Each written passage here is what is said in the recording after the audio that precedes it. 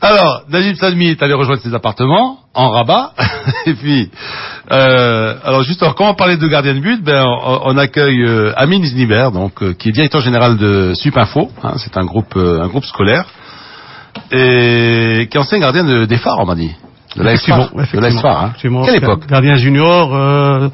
85, 86, 87. Et qui est monté en première division, en équipe A justement de... Ben, il y avait Hamid et il venait de ramener Brazi de Berkane. Ouais. Donc, je vous écoutais tout à l'heure parler des gardiens de but. Je peux vous dire que dans le temps, moi j'avais HKD, j'étais junior A, mais il y avait Hamid, et il y avait Astra. Il y avait Selamet. Ah oui, Astra, on a oublié Astra. Oui, ils étaient vraiment en âge de pré-retraite. Donc il y avait Hamid, Astra, Selamet et le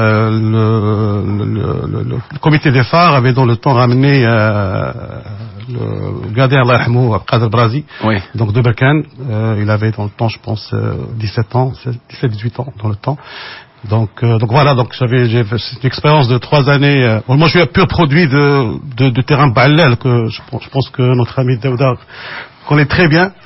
Et on est au moins une dizaine de joueurs à l'équipe nationale. Oui, effectivement. Alors, parlez-nous un petit peu de ce terrain là. C'est un terrain mythique. C'est un terrain mythique de Dior-Jama. C'est un terrain mythique de Dior-Jama. Jamais je ne pensais jouer dans une équipe. Moi, s'il n'y avait pas de grandes personnes, donc c'est si Saad Dhan, qui dans le temps était un grand joueur mais était également un formateur, et c'est Khalifa, donc qui était entraîneur des juniors A des phares, donc vraiment.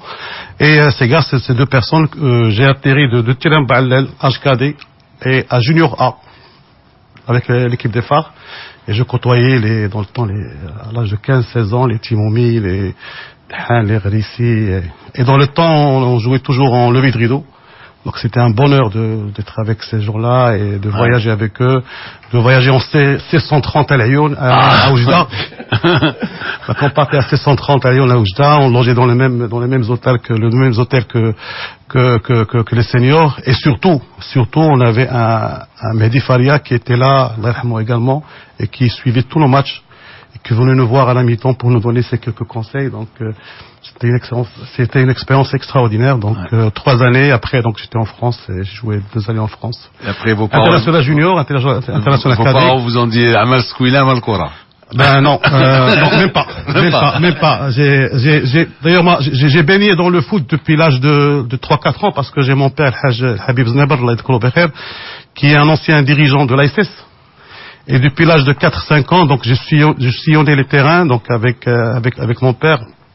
Je demande la belle époque de l'ASS, l'époque de Mouh, Mbarak, Bahros, avec également un entraîneur mythique, c'est Albi Chicha. Oui, avec son petit accent parisien là. Oui. Alors les gars, qu'est-ce que vous faites aujourd'hui là? On le salue, Larbi. Salut Larbi. Donc voilà, j'ai baigné dans le foot depuis l'âge de 4-5 ans, donc grâce à mon père, sauf que mon père était intransigeant.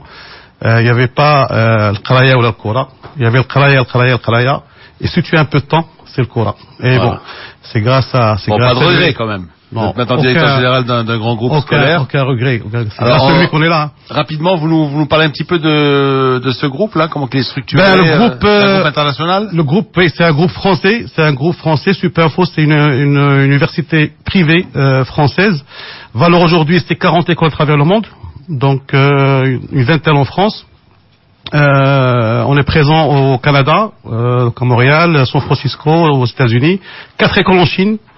Et 2 au Maroc depuis 2008, donc on est présent depuis 2008 au Maroc, donc il y a Supinfo Rabat et Casa, donc on a commencé 2008 Supinfo Casablanca et 2009 Supinfo Rabat. Et on entre chez vous après le bac, c'est ça? Oui, donc on est une école spécialisée dans la formation des ingénieurs informaticiens. Ingénieur informaticien. Voilà, donc notre spécialité c'est que le diplôme est reconnu par qui? Par l'État marocain? La filière est accréditée par le ministère marocain. Ce qu'il faut savoir aujourd'hui, c'est que aucune école privée n'a le diplôme reconnu équivalent au Maroc. Ouais. Donc là, il y a un décret qui vient de sortir dernièrement, donc pour les universités privées. Pour le moment, donc il y a des accréditations. Donc notre école est accréditée. C'est une école mondiale. Ouais. Si on a 4 écoles en Chine, c'est qu'on a une reconnaissance vraiment internationale. Et Le plus important, c'est que nos étudiants, quand ils s'inscrivent... Taux de réussite 90%, mais avec une sélection très... Et ensuite, lorsqu'ils débarquent sur le marché du travail? Alors aujourd'hui, j'ai les chiffres, on a 150 lauréats sur les 150, parce qu'on a démarré en 2008. Au niveau mondial, c'est 10 000 lauréats, parce que l'école existe depuis 1965. Au Maroc, c'est 150 lauréats. Sur les 150 lauréats, on a 10% qui ont créé leur propre entreprise, et c'est très important, parce qu'on encourage les étudiants à créer leur entreprise. Et nous avons 85% qui sont sur le marché de travail. Nous avons des success stories, donc je sais pas si vous avez entendu parler de Reda Sherkawi, donc qui est un lauréat de Supinfo Maroc, et qui aujourd'hui est une référence mondiale au niveau de la sécurité informatique. Donc il y a 2 ans, il a créé le système Agatha, donc qui a permis de détecter des failles au niveau de Facebook, de sécurité au niveau de Facebook. Donc et là dernièrement, il vient de créer une application AirDroid, donc c'est une application anti-vol pour les smartphones. Également, je voudrais dire, ce qui est très important pour moi, c'est que nos étudiants, quand ils s'inscrivent dans une école Supinfo, ils s'inscrivent dans le réseau Supinfo et ils ont la mobilité internationale. Ah, c'est-à-dire oui. Et à n'importe quel moment, ils peuvent aller vers n'importe quel autre campus Supinfo à travers le monde. Donc, valeur aujourd'hui, j'ai plus de 200 étudiants qui sont en mobilité. Et moi, j'encourage de plus en plus des étudiants à aller vers des... Mais pour les examens, ils reviennent quand même au point de départ. Non. Ah. Les cours sont normalisés. C'est les mêmes cours partout dans le monde. Partout dans le monde. Si demain, Lino, tu viens chez nous pour enseigner, vous n'allez pas ramener votre cours. On vous donne un code d'accès et vous êtes obligé d'utiliser le même cours, les mêmes slides. Ouais. Et les examens sont normalisés. Et ils se passent en même temps sur tous les campus à travers le monde. C'est pour ça que nos étudiants, parfois, ils passent les examens à 20h, à 8h du matin. Parce qu'ils se passent en même temps sur tous les campus. Donc, ce qui veut dire qu'en Chine, ils passent à 4h du matin, à 3h du matin. Ça dépend. Et c'est un tour de rôle. Donc, un étudiant Supinfo, là où il se trouve, il peut rentrer en cours. Ouais. Si demain un étudiant marocain... Évidemment, il a un badge magnétisé, il a un badge informatisé. Bien sûr, il a ce qu'on appelle un ID Booster. Il a un ID Booster, et avec son ID Booster, avec son numéro, il peut, là où il peut suivre le cours, il peut passer l'examen. Bonjour, je suis Flen, j'arrive de Casa. Même pas, il a une carte médiatisée avec son ID Booster. Le prof lui dirait, il s'assoit et puis s'assoit. Bien sûr, du moment qu'il a sa carte médiatisée, il a accès. On lui dit pas, maintenant, si c'est un Marocain qui parle pas chinois, qui part en Chine et qui rentre un cours en chinois, ça va être un peu compliqué. Attends, je vais peut-être vous surprendre, mais, alors aujourd'hui, j'ai 14 étudiants qui sont en Chine, dont 3 lauréats qui travaillent déjà en Chine. Et moi, j'encourage mes étudiants de plus en plus à choisir une mobilité internationale sortante vers des pays anglophones. Ça veut dire ou Londres, ou San Francisco, ou la Chine. Et par rapport à la Chine, parce qu'on est présent que sur Rabat et Casa, j'ai un parent qui a envoyé son fils en Chine. Il me dit que ça lui coûte beaucoup moins cher. Il est de Fès, de l'envoyer en Chine que de l'envoyer à Casablanca. Ouais. Donc, et pourquoi? Parce que le niveau de vie en Chine est beaucoup moins cher qu'à Casablanca. C'est un niveau de vie. Voilà, niveau de vie. Mais les frais de scolarité, c'est les mêmes frais de scolarité partout dans le monde. En dollars. En euros. En euros. Oui, c'est 5 000 euros. C'est partout dans le monde, c'est les mêmes frais de scolarité. Là où vous allez. Donc c'est un système qui est unique au monde. C'est un système qui est unique au monde. Alors justement, on va parler un petit peu du boss. Oui. C'est quelqu'un un petit peu comme Deniso, hein. Effectivement. Comme Deniso, comme moi, hein. Oui, effectivement. On n'a pas le bac. Il n'y a pas votre âge, qui doit avoir quoi? Il doit avoir 45 ans, monsieur. C'est Stéphane Momis, qui est le président de Supinfo Maroc. Alors c'est pire que moi, alors, parce que moi encore, pas le bac à mon époque, MPU, déjà c'était c'était le top. Stéphane, c'est le président de Supinfo Maroc. C'est un ancien sportif de haut niveau, donc c'est un judoka. Il est une ex-équipe de France, vice-champion d'Europe et vice-champion de France. Et quand il a terminé sa carrière, donc il a bénéficié d'un programme de reconversion qui était organisé par l'INSEP, donc en France, avec Microsoft.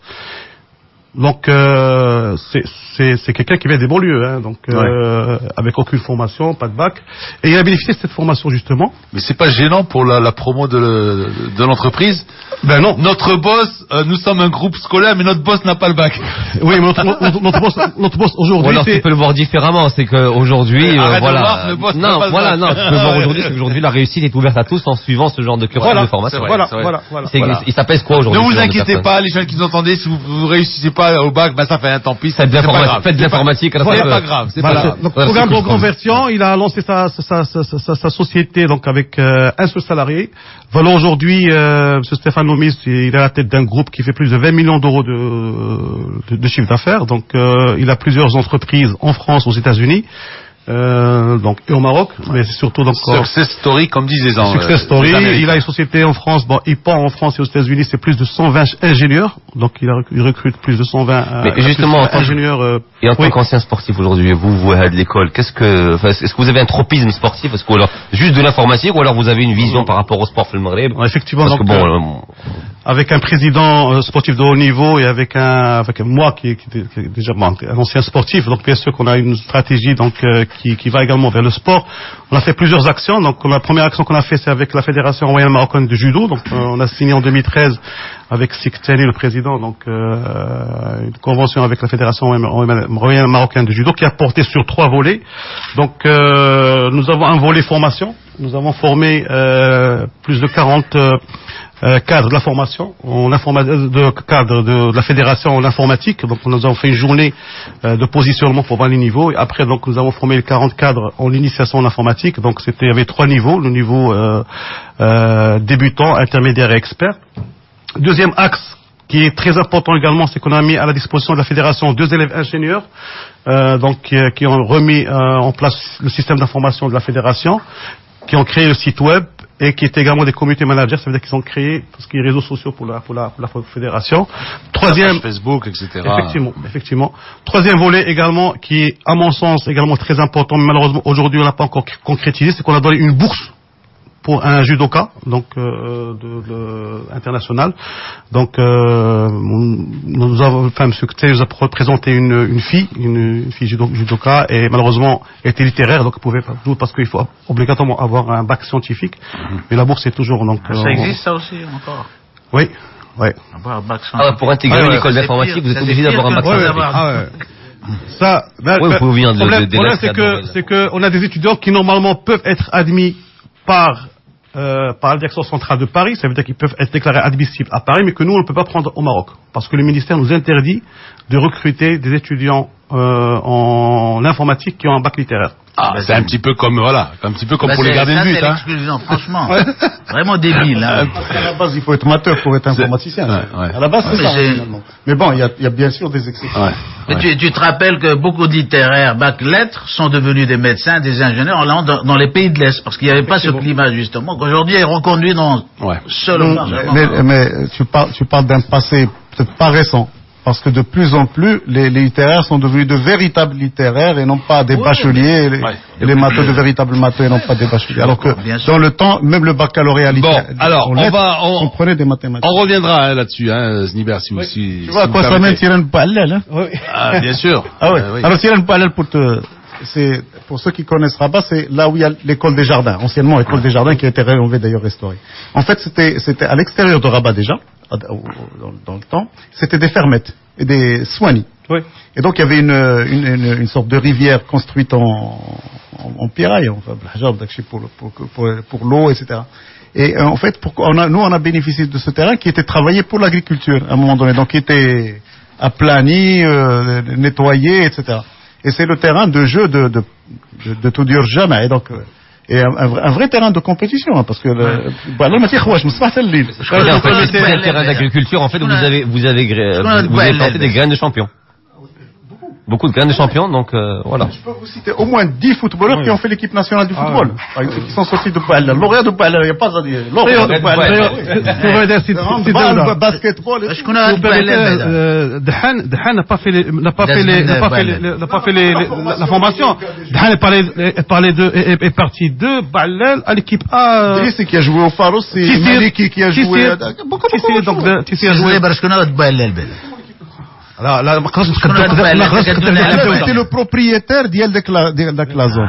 D'ailleurs, il y avait une très belle maison d'Yalou qui était en ruine. Elle est toujours en ruine, mais très belle maison. Moi, je pense aujourd'hui par rapport à ce que disait M. Znevar et son école.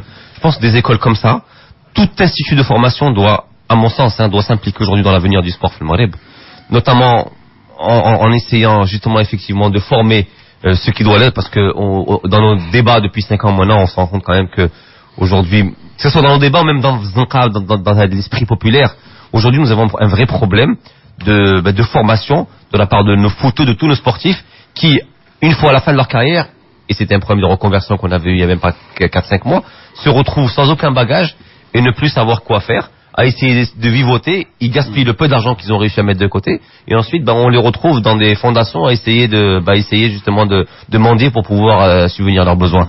Je pense qu'aujourd'hui, tous ces instituts de formation, que ce soit votre école, d'autres écoles, tous ceux aujourd'hui qui peuvent prodiguer du savoir, doivent ou pourraient avoir de tropisme justement dirigé en faveur des joueurs actuels qui vont devenir d'anciens joueurs dans pas longtemps, parce qu'aujourd'hui c'est de notre devoir, je pense, ou du moins c'est de votre devoir d'assurer leur reconversion et leur vie d'après. Parce que ces joueurs-là, quand ils arrêtent le sport, qu'est-ce qu'ils deviennent? Rien.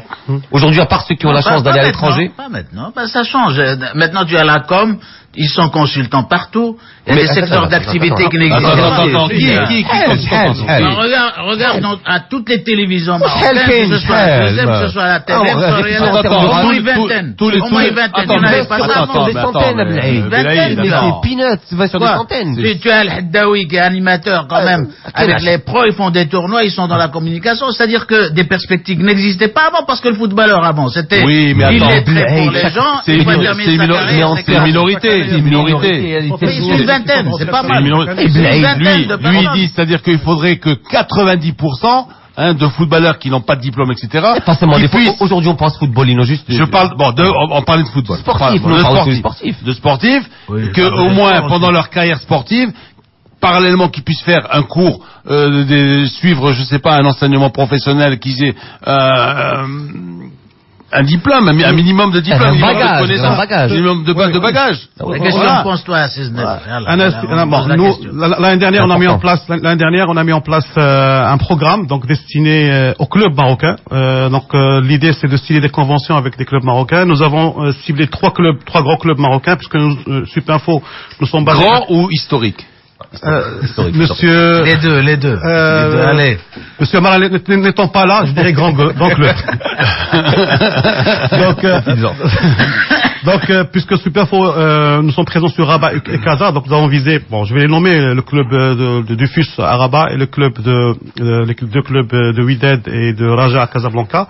Nous avons déjà commencé le travail l'année dernière avec le Wydad, donc grâce à un adhérent du Wydad, donc monsieur Omar Hicham, qui est un ami et grand frère, donc Moulqab Timoumi, donc qui nous a introduit auprès du Wydad, et nous avons commencé à travailler avec l'ancienne équipe dirigeante. Justement, la convention porté sur 3 volets, également par rapport au club du Wydad. Le premier volet qui est très important, c'est la sécurisation des systèmes d'information. Et là, je voudrais sensibiliser l'ensemble des clubs, parce qu'il y a un gros problème au niveau de la sécurisation de leur système d'information. N'importe qui peut aller devant n'importe club, récupérer l'ensemble des données, les contrats, et tout ce qui c'est bon à savoir tout ça. Donc là, il faut. Vous avez la clé? Bon, là, je voulais justement proposer à Radio Mars qu'on organise ensemble une conférence de sensibilisation par rapport à ce ça, on peut le faire. Donc là, et là, on a diagnostiqué, on a vu qu'il y avait un gros problème. Deuxième point qui est également pour moi très important, c'est la formation de 30 joueurs. Donc formation qui va porter sur 3 modules. Premier module, l'initiation à l'informatique, bien sûr. Deuxième module, les langues, français et anglais. Et arabe. Et troisième module, un module sur la création d'entreprise. Parce que comme a dit Ami tout à l'heure, l'ensemble des joueurs, pratiquement tous les joueurs, donc ils vont vers là-bas, café, restaurant. Mais là, le module proposé, c'est la création d'entreprise.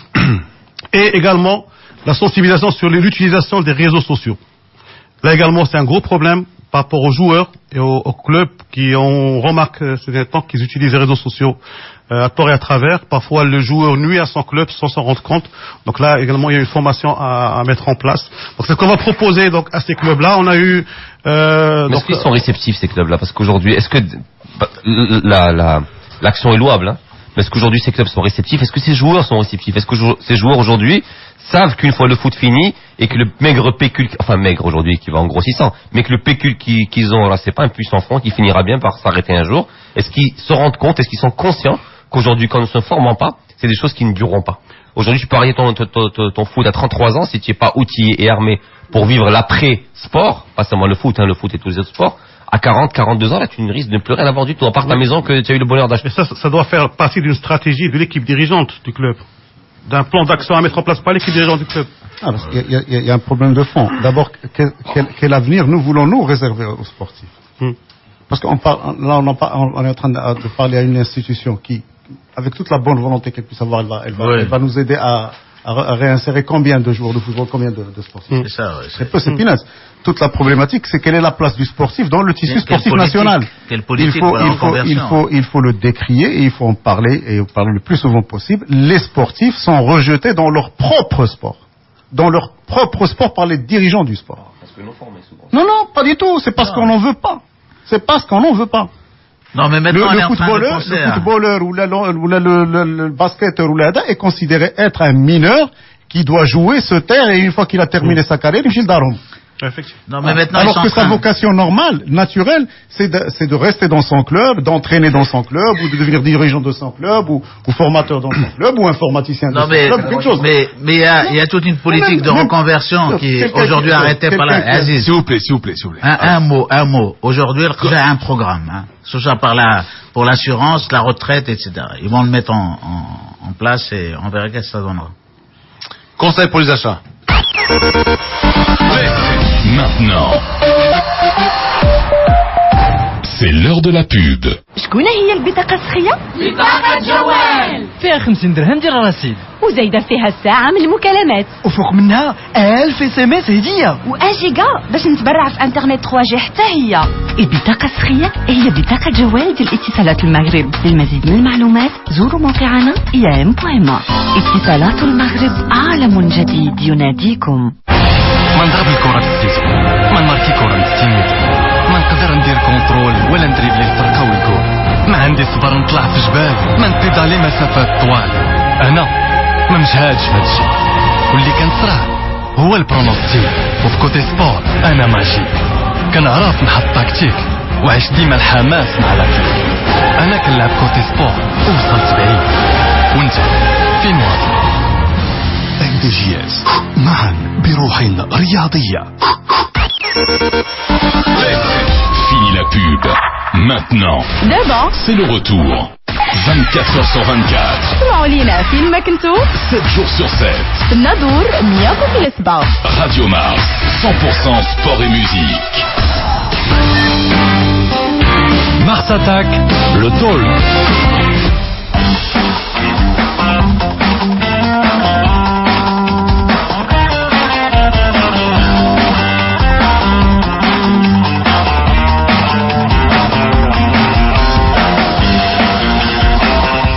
Voilà, c'est un petit hall de gare en fait. Là, le studio de Mars Attack, il y en a qui rentrent, il y en a qui partent. C'est un petit peu comme un hall de gare, le hall d'un hôtel. Voilà, Amine Larmouni est parti puisque en fait la marée est au top là, elle est presque haute. Donc voilà, le temps de broméger un petit peu et de balancer son hameçon, voilà, à la recherche d'un petit mérou. Alors on continue avec notre invité, avec Amine Zniber, c'est très intéressant tout ce qu'il a dit jusqu'à présent. Alors, Amine, nous on va aller un petit peu de l'avant, on va parler un petit peu, non pas qu'on ait fait du surplace, mais on a quelques SMS au 50-30, coup du SMS IGRAM TTC. Beaucoup qui reviennent sur le débat de tout à l'heure, bien évidemment. Bon, bonjour à tous, j'ai l'impression d'avoir entendu le patron dire le Barça a encore gagné. Et alors, Abdelkamel Souera, Lino, d'accord, mais progressivement, car Rome ne s'est pas faite en un jour, Crimo ex-DAJ. Autre SMS, bien évidemment, concernant ce dossier, tant qu'on ne finance pas la formation, qu'on n'a pas de stratégie, on va continuer à s'enfoncer. Saïd de Rabat. Tu nous as manqué, professeur Daouda. N'oubliez pas Chadli, le joueur le plus titré d'histoire du foot marocain, Amine. Tu lis pas mon message pour Lino concernant le Barça, c'est parce que t'es madridista, signé le Harizi. Donc je pense qu'on est... D'abord, on n'a pas parlé du Barça encore. Mais si vous voulez, on peut parler du Barça tout à l'heure. On va parler du Barça. Bonjour Lino. Il faut renforcer le football par les techniciens spécialisés dans la formation et non importer du produit préfabriqué. Abdelhadi d'Agadir. En venant, Ouak Ibrahim a été supposé être la star venant du Sénégal. C'est Moussa Ndao qui a émergé. Bonjour messieurs, il n'y a pas longtemps que le foot n'est plus un jeu, c'est un business. Le business n'a pas de nationalité. Hosni de Tétouane. Hicham de Berkane, est-ce qu'on... Entre parenthèses, le fric n'a pas d'argent, n'a pas d'odeur. Le commerce n'a pas de nationalité, mais le business a des nationalités. Et l'argent n'a pas d'odeur. Hicham de Berkane, est-ce qu'on veut ouvrir la porte au gardien de but parce que Berkane en a besoin, n'a pas trouvé un Marocain? Lino, laisse tes idées à Rome, s'il te plaît. Hajboubker. Ça, c'est raciste, ça. Le raisonnement de Aziz Daouda est le plus logique. On n'est pas dans les pays du Golfe, c'est signé Hassan. Rome quoi? Et alors Rome? Et alors, je vous dis, et alors Rome? Hein, 25 ans de paix sociale, Rome. Ce que vous dites... 25 siècles, que dis-je? Ce que vous dites est connu, messieurs. La solution, c'est d'avoir des clubs dirigés par des gens compétents qui ont une vision claire. C'est tout simple. 40 clubs historiques, Wakfa, Raja, sont les flagships marocains. Ou les flagships marocains. Organisation et formation, prendre l'Allemagne comme exemple. Abdou Wided. Et puis, cher Birouk, la SFAR sera lésée de nouveau par cette décision. Faute d'Afourer. Bien sûr. Allez, il faut qu'on imite. Avant, on était brésiliens. Maintenant, il faut imiter les Allemands. Je continue. N'oubliez pas que les subsahariens aident à élever la combativité de nos joueurs. Manger des cornflakes le matin. Aident à élever la combativité de nos joueurs et leur niveau physique. Rallye de Tanger. On est contre le gardien étranger. On ne doit pas choisir la solution de facilité. Il faut travailler la formation comme la Tunisie et l'Égypte à Ouatef. Dans un monde capitaliste où seuls les plus forts existent, j'estime que si nos joueurs sont les plus forts, ils joueront. Khalid de Tanger. Merci. Un championnat sans étrangers est un championnat messous, sans célèbre. D'où de Jdida. Oh, combien d'eau à mon moulin. Duel entre conservateurs. Je me sens Alphonse Daudet. Tu n'as relevé que ceux-là, tu n'as pas relevé tous ceux qui sont contre. Duel entre conservateurs dépassés, modernistes, soucieux de faire avancer notre sport. Mahmoud Degadir. Celui-là, il est nous. Bonjour à toute l'équipe. Arrêtez de contredire Lino, il a toujours raison. Et alors, bien sûr. Ça revient de nombreuses reprises. Lino Barakam Lahmaq. Il faut arrêter le recrutement des étrangers, sinon comment voulez-vous faire progresser le foot avec une matière première qui vient d'ailleurs? C'est du trarbeq encore et de l'improvisation. C'est comme une certaine politique de l'enseignement qui avait été initiée par Azil Araqi. Arrêtez. Ça, c'est copyright Azil Amara. Bonjour, hier, vous avez annoncé que la Guinée est qualifiée grâce au fair play, c'est faux. Qui a dit ça? Mais qui a dit ça? Personne n'a dit ça. On a des tirages au sort. Et puis par rapport au thème que nous avons abordé, y a-t-il des formations de 3e cycle, master spécialisé ou doctorat dans votre école online? Tariq Dagadir. Alors, oui, effectivement, donc nous avons trois masters, un master en système réseau, un master en business intelligence et un master en développement. Donc toutes les informations. Business intelligence, c'est quoi? C'est tout ce qui est gestion des bases de données, c'est tout ce qui est gestion des résultats de management des indicateurs de performance d'une entreprise. Donc voilà, on a mis en place des indicateurs de performance, des KPI et le suivi, leur suivi et leur analyse. Ouais. Autre salam, messieurs, passez mon salam à mon ancien prof, monsieur Znibar Nabil Le Barbu, LPMO. Voilà.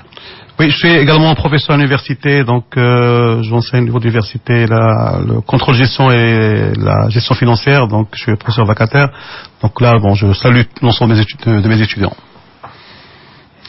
Bien, c'est bon. Alors on va passer à la CAN quand même, on va parler un petit peu de la CAN, hein, n'est-ce pas?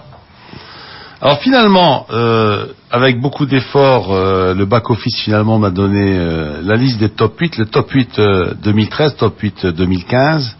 Alors, les 8 nations qualifiées pour les quarts de finale en 2013, il y avait le Ghana, il y avait la Côte d'Ivoire, il y avait le Mali, le Cap-Vert, le Nigeria, le Burkina Faso, le Togo, l'Afrique du Sud.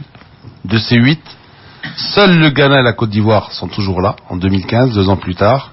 Le Mali peut-être, donc en cas de tirage au sort victorieux contre la Guinée. Ou alors les autres, Tunisie, Algérie, Congo, République démocratique du Congo et Guinée équatoriale n'étaient pas là en 2013. Et il y a une constante, Lino. Le Ghana et la Côte d'Ivoire sont des pays formateurs. Et sont devenus des pays exportateurs. Ça c'est de l'eau, un point pour Aziz Daouda. Et sont devenus des pays exportateurs de football. Ouais. Là, tu peux ouvrir. Là, le jour où tu deviens exportateur, tu peux ouvrir. Parce que tu as les mêmes armes que les autres. Mais juste importer sur un champ. Mais ça, c'est cyclique, malheureusement, en Afrique. Nous, on a été exportateurs en 86. Après la Coupe du Monde, c'est formation locale des joueurs qui ont percé. Et depuis... Qu'est-ce que c'est formation locale? Ouais, formation locale. Voilà. 86. Alors, Sniber, en tant qu'ancien footballeur, votre sentiment sur cette CAN là, vous la suivez régulièrement avec passion, comme ça, d'un œil distrait Honnêtement, c'est la première CAN que je ne suis pas vraiment. Donc, je sais pas ce que c'est. Et pourquoi? C'est Ebola. Ebola. Mais c'est la première CAN que je ne suis pas vraiment. Donc, je sais pas. Je suis pas le seul. J'ai senti, même par rapport à mon entourage, il y a des intéressements par rapport à cette CAN. Bon, malheureusement, déception d'avoir raté pour l'organisation. Une grosse déception, donc de ne pas pouvoir organiser cette CAN et de ne pas pouvoir suivre une génération de joueurs. Donc là également, donc c'est toute une génération de joueurs qui vont pas pouvoir s'exprimer.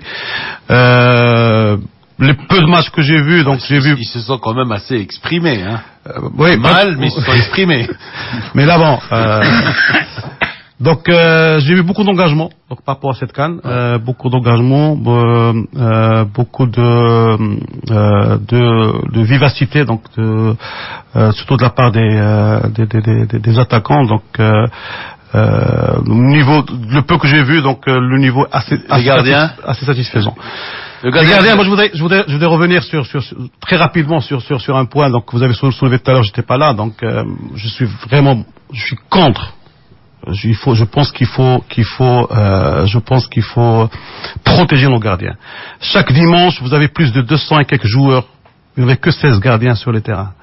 Et ces 16 gardiens, imaginez si on ouvre la porte au recrutement des gardiens étrangers, ben, ces 16 gardiens, peut-être qu'il n'y en aura que 6 ou 7 qui joueront, sur ces 6 et 7, il faut aller chercher 3 ou 4. Le problème, c'est que les gosses, ils rêvent tous d'être CR7 ou bien Messi, hein. Ils rêvent pas d'être Buffon ou Casillas. Oui, mais bon, protégeons nos gardiens, mais protégeons nos gardiens et encourageons la formation. Il y a un gros problème au niveau de la formation, qu'on se le dise. Mais il y a un très gros problème au niveau de la formation. C'est que tu as un bon gardien comme Zaki, c'est 10 ans. Hein, il efface les autres. Ah non, je suis désolé. Quand tu es un bon gardien, c'est ça, l'histoire du foot national. Quand tu es LL, c'est 10 ans. Quand tu es LS, c'est 10 ans. Quand tu es... On n'a pas eu 100 gardiens. On a eu... Non, mais attends. Tu peux avoir le super gardien, mais tu as 5, 6 excellents gardiens à côté de lui. Bah oui, moi je me rappelle, c'est comme ça. J'étais un super gardien. Quand j'étais en section junior, donc il y avait Alaoui, donc vous vous rappelez de Marrakech, il y avait Aouet de Khmisset qui a joué avec le fait. Il y avait moi, il y avait Hichem Idrissi également. Donc avant nous, il y avait aussi de grands gardiens, mais toute la différence, moi je pense que bon, ça ne se fait pas seulement les clubs. Nous, on jouait pratiquement 2 heures par jour et 6 heures samedi, 6 heures dimanche. Donc dans le donc c'est 10 et c'est pratiquement 30 heures par semaine. C'est 30 heures par semaine de foot. L'autre-temps, donc je vais parler le langage de la Kora, ما تلقاش هرباز، ما تلقاش شي واحد هرباز، ما تلقاش اللي ما يعرفش يلعب تيبلوكي الكرة، اللي ما يعرفش تيبلوكي الكرة. دابا تمشي للحومة سمحوا لي كلشي يضرب القصبة تيبيا تاع الكرة يضرب تيبيا. دونك pourquoi تلقى un champion في الفوت mais في la play. Ils peuvent passer. Ils jouent au foot. Ah oui, 15 heures derrière leur play en train de jouer, oui. Mais vous leur donnez un plan de foot, ils savent pas quoi en faire. Donc, je reviens à la formation. L'Allemagne a gagné sa Coupe du Monde. C'est grâce à Neuer. C'est grâce à Neuer qui est en même temps un gardien et qui a un excellent jeu au pied. Mais ça c'est des années de formation. Un gardien également, un gardien qui sait pas gérer son stress. C'est pas un gardien. Un gardien qui sait pas gérer 3 minutes successives d'attaque successives. Et ça se prépare. Et ça, il y a des nouvelles méthodes, il y a des nouvelles approches. La gestion de la respiration, quand un gardien a un rush de 3 minutes, l'équipe adverse, s'il gère pas bien sa respiration, ben, il pourra arrêter le premier corner, le deuxième corner, troisième, c'est 1-0, hein. Donc, moi, je reviens à la formation. Moi, je pense que il faut protéger nos gardiens. Toi, tu dis non. Moi, je dis non. Moi, je dis non, et je dis que les premiers perdants, ça va être nos équipes nationales. Et si vous êtes entraîneur de gardien de but, au début de l'année, normalement, vous avez 3 gardiens ou 4 gardiens à entraîner. Chaque gardien, vous devez lui donner un objectif et le motiver. D'accord? Quel objectif vous allez donner à votre deuxième ou troisième gardien? Si on a 5 gardiens étrangers, donc 11 gardiens marocains, le deuxième gardien, quel objectif vous allez donner? Quelle visibilité vous allez lui donner? La même visibilité que s'il y en a un qui est meilleur que lui, et qu'il soit marocain ou étranger, c'est la même chose, hein? Non, c'est pas la même chose. Quoi? Non, Lino. Ouais, chauffe. C'est pas la même chose. Non, Lino, parce que nous sommes en train de parler d'équipe nationale. Bah oui. Ouais. Si tu as le choix sur 16 n'est pas le choix sur 5. La probabilité de réussite sur 16 est beaucoup plus importante que la probabilité de réussite sur 6. Plus motivante. C'est mathématique. Tu ne peux pas. C'est ça le bon sens. Ça, c'est pas... Et si tu en as 11 bons et 5 qui sont pas bons, qui se font barrer par un étranger, tant pis pour eux, tu vois ce que je veux dire? Tant pis pour le Maroc aussi. Tant pis pour le foot. Pour le Maroc, tu en as 11. Oui, on va aller voir les matchs. On va s'endimancher, on va aller voir les matchs, jouer les autres pour nous. Tant pis pour le travail au Maroc, donnons du travail aux autres. Tant pis pour tout. On continue. Mais c'est ça. Mais c'est ça le libre-échange, Lino. Même dans le libre-échange, tu prends des précautions. Même dans le libre-échange. C'est du travail, Lino. Attention, c'est du travail pour les jeunes. Déjà qu'on importe, je sais quoi, Je vais revenir. Bon, je vais faire un peu le parallèle avec Superfo, notre école, parce que bon, on a démarré en 2008. En 2008, on n'avait pas de formateurs. Donc 2008, 2009, 80% des formateurs venaient de Paris, ou venaient de différentes écoles Superfo à travers le monde. Qu'est-ce qu'on a fait? On a anticipé, on a formé nos propres formateurs au Maroc, on les a certifiés au niveau. Et vous les exportez, même. Et maintenant, j'ai un prof qui intervient à Valenciennes, à Lyon et à Paris, et j'ai un prof qui intervient, tenez-vous bien, en Chine. Et j'ai 0 prof étranger valeur aujourd'hui. Là, tu ouvres, il n'y a pas de problème. Parce qu'on a formé nos professeurs, on les a certifiés, et ils ont passé le test, parce que bon, ils doivent être validés par Paris, l'extension centrale de Paris. Donc ils sont certifiés au niveau technologique, c'est-à-dire un prof de Cisco, il est certifié par l'entreprise Cisco, et il est certifié au niveau pédagogique par Paris, et il est dans le cours. Et maintenant, ils viennent puiser chez nous. Et c'est nos professeurs qui vont aller enseigner les autres écoles supérieures à travers le monde. Parce que vous appartenez à un réseau mondial. Oui. Voilà, parce qu'il y a la mondialisation. Il n'y a aucune honte à recevoir des étrangers ou alors aller à l'étranger. C'est ce que je veux dire. Je suis désolé. Moi, je vous dis à Lino. Moi, je suis entraîneur de gardien de but. J'ai 3 gardiens. Je dois garder leur motivation sur 10 mois. D'accord? Eh bien, le premier gardien, je vais le donner comme objectif être international et viser peut-être de jouer en Europe. Deuxième gardien, être international espoir et l'année prochaine passer premier gardien. Et ainsi de suite. Maintenant, si vous avez sur 16 équipes, vous avez que 10 gardiens, le deuxième, troisième gardien. Dommage que le petit Ouidadi est parti, hein, oui. Parce que un des gardiens emblématiques ces dernières années, le Miari. D'accord. Ouais. Derrière le Miari, il y avait qui au WAC? Allez. Ouais, Miari était là. On voit aujourd'hui un Aqid, qu'est-ce qu'il fait au WAC? Je suis désolé. Est-ce que vous avez vu le dernier match de Aqid? Mais ce jeune-là, si on l'avait pas prêté à l'ASS, il a joué à l'ASS. Il aurait été boulonné. Bien sûr. C'est ce qu'on appelle.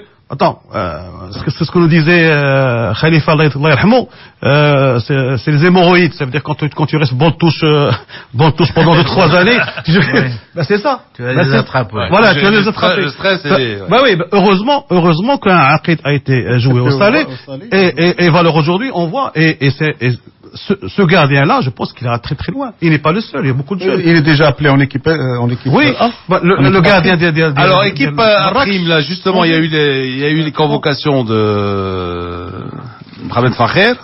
C'est un stage de préparation normal. Il y aura 3 jours alors, de préparation. Alors c'est quand ça? C'est à partir de lundi. Lundi, mardi, mercredi, c'est ça? Jadida. Et puis on retrouve des joueurs que Mohamed appelle habituellement et quelques nouveaux. On sent que c'est une sélection, on a ratissé large parce que quasiment tous les clubs de la Botola Pro sont représentés. Il n'a pas voulu trop gêner les grands clubs, par exemple?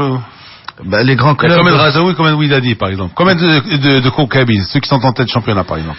Alors, le Raja, il y a Hashimi, Karouchi, Oulhaj, Hafidi, ça fait 4. Pas mal. Le Ouidad, il y a Aqid, Nqash, Rabah, ça fait 3. Ouais. Koukab. Le KCM, il n'y a qu'un seul joueur, c'est Abdelali Mohamed, gardien de but. Ensuite, il y a 2 défards, Ben Arif et Yousfi. Il y a Marwan Saadin Dufus. Et puis, il y a Difad El Jadida qui est bien représenté. Ouais. Klaroubi, Gharib, Egerdoum, Nenah et Hadraf. Ils sont chez eux, là. Ils sont 5 déjà. Et puis, on signalera 3 joueurs du Hassani d'Agadir. Oubilla, Haddad et Badia Ouk. Et puis Absamad Mbarki du Shabab Rif Husseima, Abrahoun et Yajour du Maghreb de Tétouan. Et puis pour être complet, Baltam de la Renaissance sportive de Berkane, Bourkadi de l'Oseka et Ounejm et l'Aboubi de Shabab Atlas Khnifra. Une belle petite sélection, ça, non? Ah ben c'est le produit du cru. 28 joueurs. Il est dans cette liste. Est-ce qu'il a oublié quelqu'un? Est-ce qu'il a oublié quelqu'un d'après vous? Pas beaucoup d'oubli, non? Je pense pas. Non, je pense pas. Surtout que Zakaria Hadref, pour l'instant, n'a pas encore signé. Si, il va là. Les pros. Il n'a pas encore signé. Montpellier, c'est ça? On parle de Montpellier, mais il y a encore des détails qui séparent. Et d'ailleurs, il y a une déclaration de Loulou Nicole. Je ne prends pas de joueurs qui vont à la CAN. Il est aberrant de programmer cette compétition alors que les joueurs ont des matchs en club. Et on en est encore à cette querelle. CAN tous les 2 ans, ou CAN tous les 4 ans. Voilà la différence entre quelqu'un qui ne voit que son nombril et quelqu'un qui voit une équipe nationale. Il voit pas son nombril, il voit l'intérêt de son club. C'est son nombril. C'est son nombril. C'est son nombril, Lino. Il met du fric et c'est lui qui les paie. C'est son affaire, c'est son nombril. C'est lui qui les paie. C'est son affaire, Lino. Mais c'est son affaire, c'est son business, il le défend. C'est son nombril. Bien sûr. Et lui, il ne voit pas l'intérêt d'une équipe nationale, qu'elle soit du Maroc ou de France ou d'ailleurs. Voilà, et c'est ça la différence entre ce que nous disions avec la formation, quand tu c'est pas du tout la même chose. C'est pas la même chose. C'est exactement la même chose. Non, c'est pas la même chose. C'est exactement la même chose. Je regrette. C'est pas la même chose. C'est exactement la même chose, Lino. C'est pas la même chose. C'est quand tu ne vois que l'intérêt des clubs, tu oublies l'intérêt des équipes. Je prendrai l'exemple des pays qui sont importateurs de travailleurs et de main-d'œuvre, les pays du Golfe. Ils protègent leurs gardiens de but. Alors qu'ils sont importateurs de footballeurs. Tu veux qu'on parle ça commence à marcher. Tu veux qu'on parle de handball? Donc il naturalise. Tu veux qu'on parle de handball? Il naturalise. Alors, s'il te plaît. Il y a une différence entre naturaliser. Ne me dites pas, il protège les gardiens et après il se retrouve en demi-finale de Coupe du Monde de handball. Donc il naturalise. Sûrement en finale. Alors, est-ce que le modèle... Ils vont la gagner même la Coupe du Monde. Écoute, c'est la Fédération internationale de handball le permet. Universalisable, je ne pense pas. Le football ne l'a pas permis. Le règlement de la Fédération internationale de handball est une aberration parce qu'il suffit que tu refuses de jouer pour ton équipe nationale d'origine pendant 3 ans pour que tu aies le droit, au bout de 3 mois après ta naturalisation, de jouer. Donc pendant ces 2-3 dernières années, les Monténégrins, les Serbes ils sont tenus à carreau. Ils ont refusé leur sélection nationale. Avec quelques millions de dollars.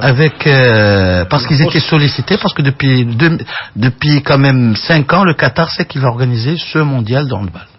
Ah ben ça c'est ils ont fait peut-être appel à Sniber pour parce que là il faut programmer là.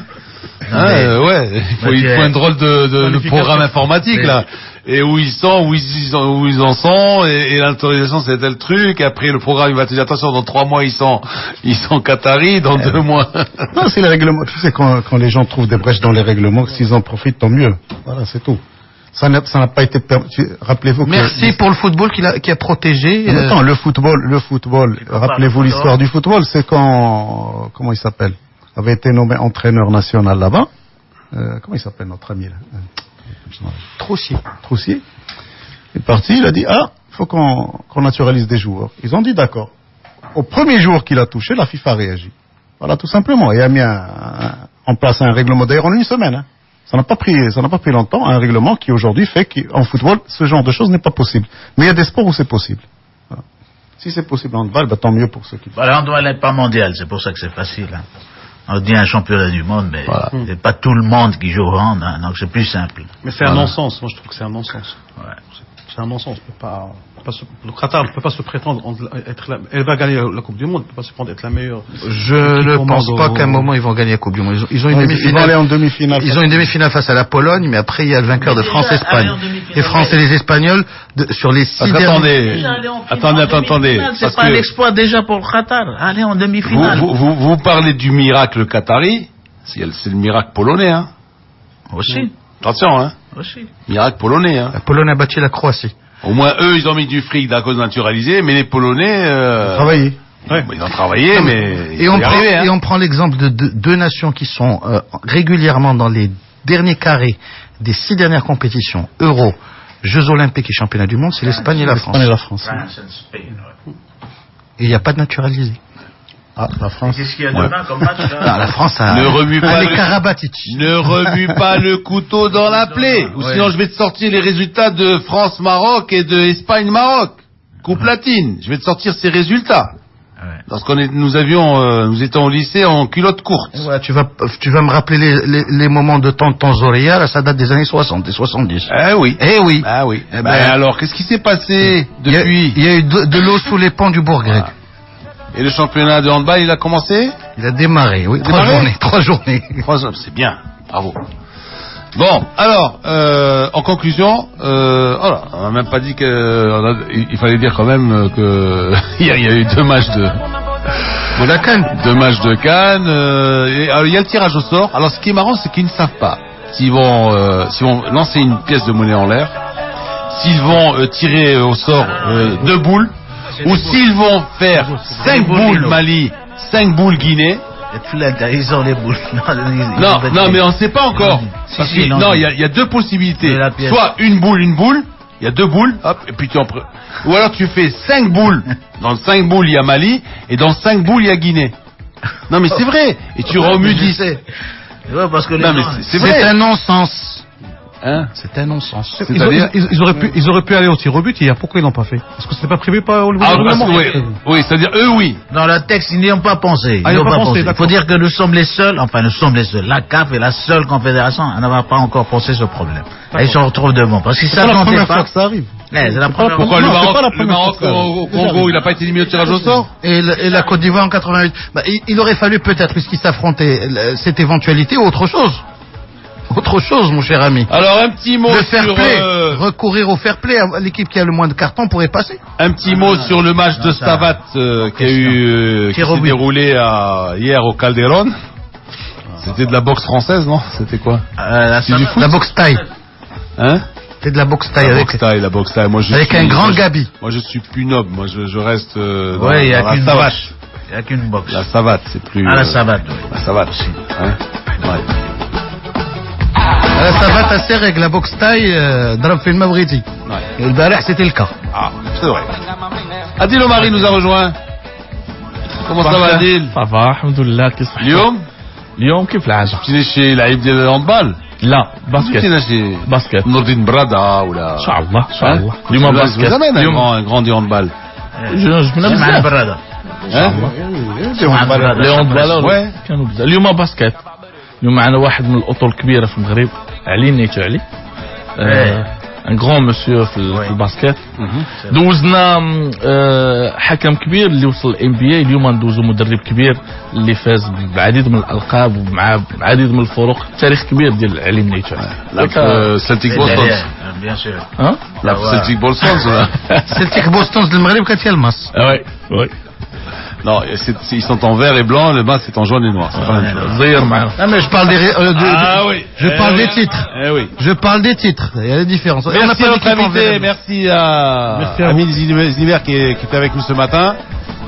Il reviendra parce que on a en commun la passion pour le sport et en particulier pour la formation, l'université. Aziz, merci d'avoir été avec nous ce matin.